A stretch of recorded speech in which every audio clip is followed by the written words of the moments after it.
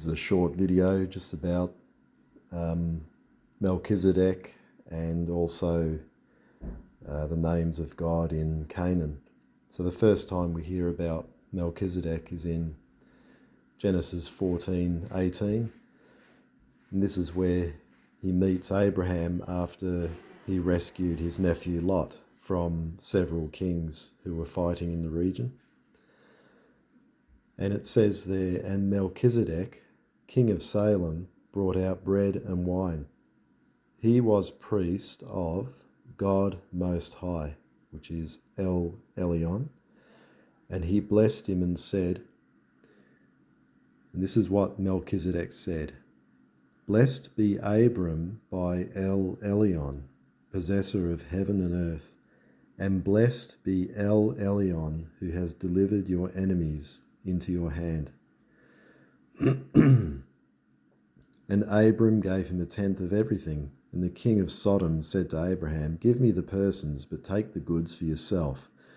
But Abram said to the king of Sodom, "I have lifted my hand to Yahweh, elyon, possessor of heaven and earth, that I would not take a thread or a sandal strap or anything that is yours, lest you should say, I have made Abram rich." Now this is interesting because Melchizedek doesn't use the name Yahweh, but Abram does. Now the fact that Abram here is using the name Yahweh is interesting because Exodus 6:3, which we'll just have a quick look at, says, this is when God was speaking to Moses. God spoke to Moses and said to him, "I am Yahweh. I appeared to Abraham, to Isaac and to Jacob as El Shaddai. But by my name Yahweh I did not make myself known to them." So if you read this according to the plain meaning of that, Abraham shouldn't have known the name Yahweh, or shouldn't have known God by their name Yahweh. But then some apologists claim that knowing God's name meant knowing his character or his purposes rather than knowing the actual name. But more on that later. So if we take the plain meaning, then it seems that the name Yahweh has either been inserted into this text, or the other possibility is that Melchizedek worshipped a different god. So we see Melchizedek, he, what did he say? Blessed be elyon. So he didn't use the name Yahweh, whereas Abraham did. So who is Melchizedek? Well, Josephus refers to Melchizedek as a Canaanite chief.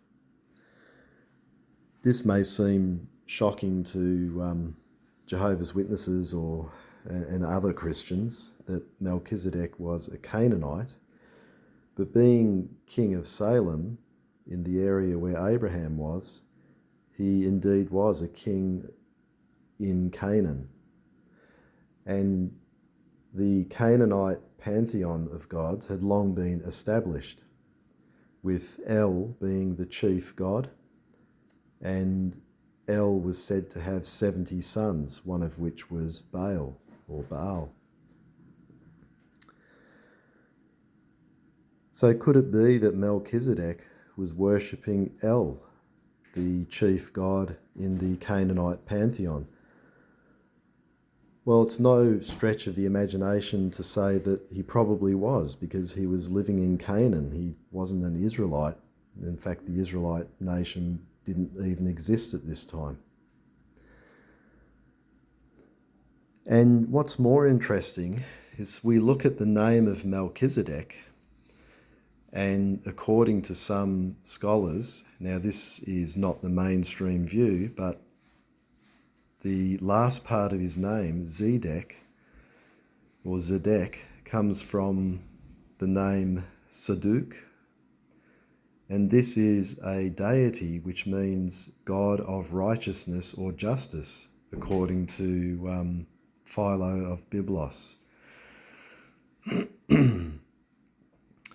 So even the name Melchizedek has the name of a so-called pagan god, or a god of the land. So is it possible that Melchizedek was a high priest of God Most High, which in his view was Saduk, the god of righteousness?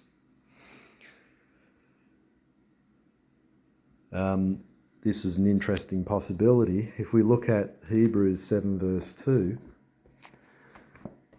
the writer of Hebrews comments on Melchizedek, of course using him as a forerunner to the superior priesthood of Jesus Christ, in contrast to the Aaronic priesthood. If I can find Hebrews, I'm having a bit of trouble. Hebrews 7:2. And we see the meaning of the name Melchizedek brought out here.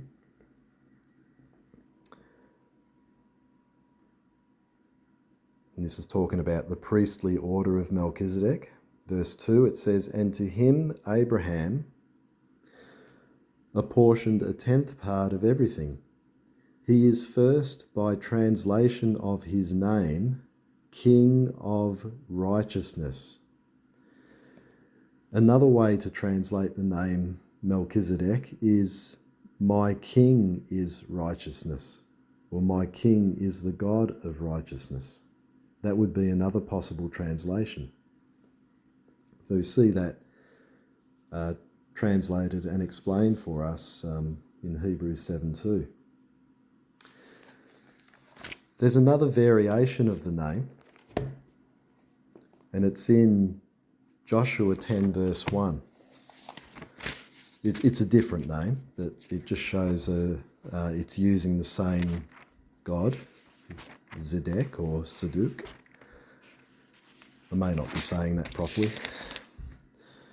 In this case, it's talking about when Joshua was conquering the Promised Land, and a king, the king of Jerusalem in this case, is mentioned. So this is later on in time. It's probably about 500 years later when Israel is a nation, 500 years after Abraham's time, that is.